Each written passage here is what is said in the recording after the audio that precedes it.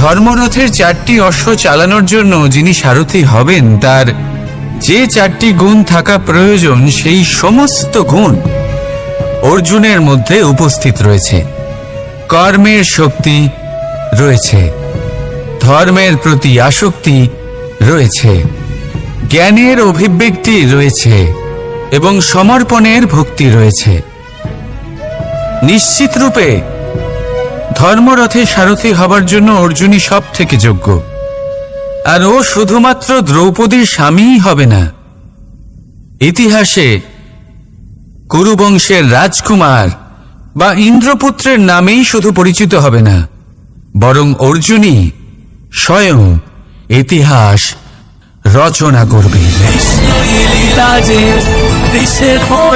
অর্জুনই হবে কৃষ্ণ সারথি, যত্র যোগেশ্বর কৃষ্ণ